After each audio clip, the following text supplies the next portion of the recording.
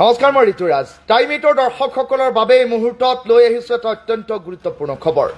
আজি নৱমীৰ দিনটোতে দেখিবলৈ পোৱা গৈছে এতিয়া হোজাইৰ এটা প্ৰান্তত এক প্ৰকাৰ কান্দোনৰ ৰোল, পূজাৰ কোনো উৎসাহ নাই।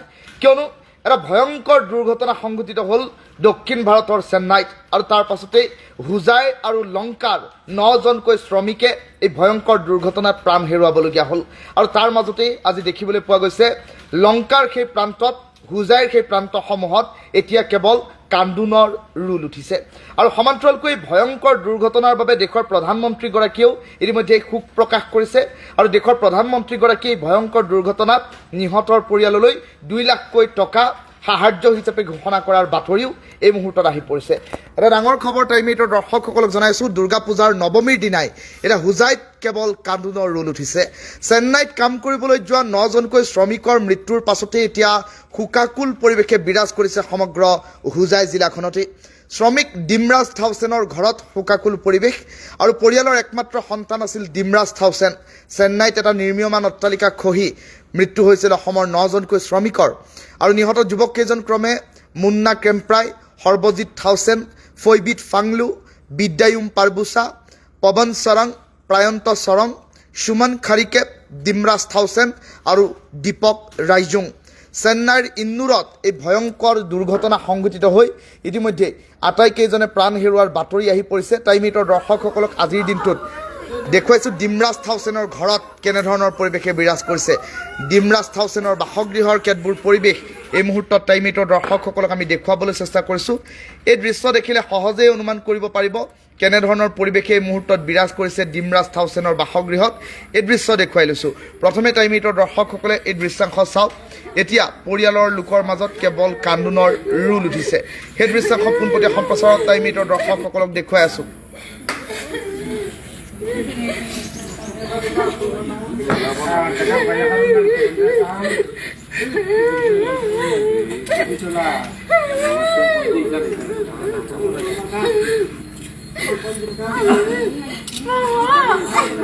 এই দুঃসংবাদটো লাভ কৰাৰ লগে লগে দেখিবলৈ পোৱা গ'ল বহু লোকে ভিৰ কৰিছে এতিয়া শ্ৰমিক ডিমৰাজ থাউচেনৰ বাসগৃহত, আৰু তাৰ পাছতেই এতিয়া কান্দোনৰ ৰোল উঠিছে সমগ্ৰ পৰিয়ালটোৰ মাজত।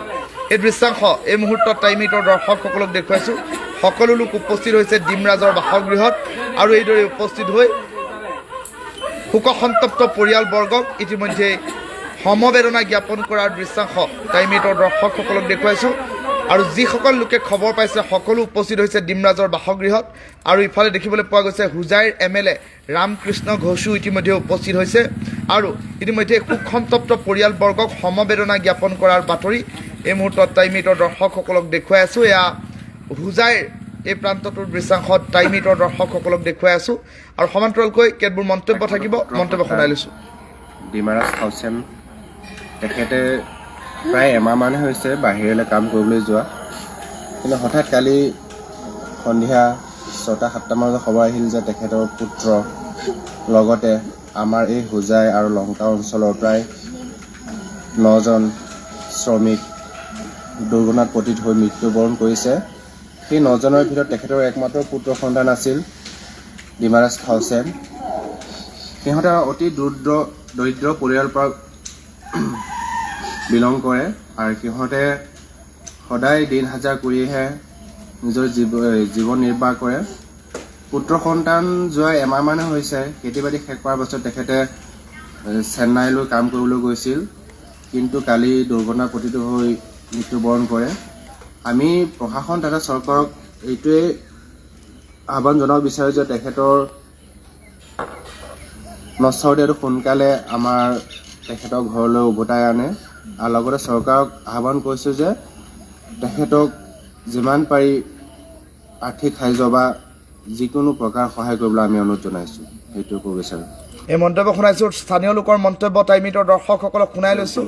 মাতৃৰ মন্তব্য আছে, মাতৃৰ মন্তব্য শুনাই লৈছোঁ। কওকচোন, কেনেকৈ কি ঘটনা বুলি গম পাইছে?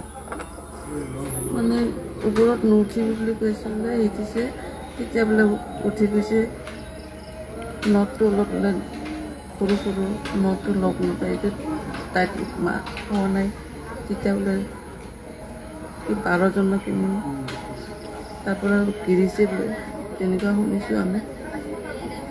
গতিকে আপোনাৰ ল'ৰাটো আছিলে মোৰ ল'ৰা এটাই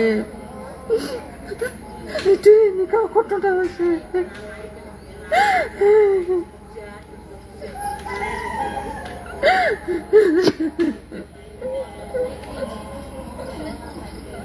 মোৰ ল'ৰা এটাই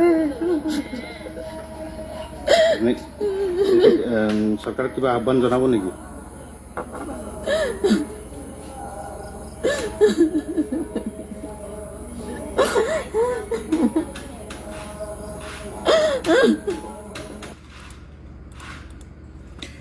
এই মন্তব্য শুনালো মাতৃ ইতিমধ্যে কান্দোনত ভাগি পৰিছে আৰু সমান্তৰালকৈ দেখিবলৈ পোৱা গৈছে এতিয়া ঘৰখনত কেৱল কান্দোনৰ ৰোল উঠিছে কিয়নো এই মুহূৰ্তত টাইমিটৰ দৰ্শকসকলক দেখুৱাইছে দৃশ্যাংশ ঘৰখনত কেৱল কান্দোনৰ ৰোল উঠিছে আৰু সমান্তৰালকৈ এতিয়া হোজাইতেই নহয় সমগ্ৰ ৰাজ্যৰ প্ৰতিটো প্ৰান্তত এতিয়া সমগ্ৰ এই শোকাবহ ঘটনাক লৈ সম্প্ৰতি দেখিবলৈ পোৱা গৈছে এক প্ৰকাৰ শোকাকুল পৰিৱেশে বিৰাজ কৰিছে কিয়নো চেন্নাইৰ এটা নিৰ্মীয়মান যি অট্টালিকা সেই অট্টালিকাত কাম কৰি আছিল এই শ্ৰমিকসকলে আৰু তাৰ পাছতে এই ভয়াৱহ দুৰ্ঘটনা সংঘটিত হ'ল আৰু তাৰ পাছৰ পৰিৱেশ এই মুহূৰ্তত টাইমিটৰ দৰ্শকসকলক দেখুৱাইছোঁ ঘৰখনত এতিয়া এক প্ৰকাৰ কান্দোনৰ ৰোল উঠা দেখিবলৈ পোৱা গৈছে দৃশ্যাংশ দেখুৱাই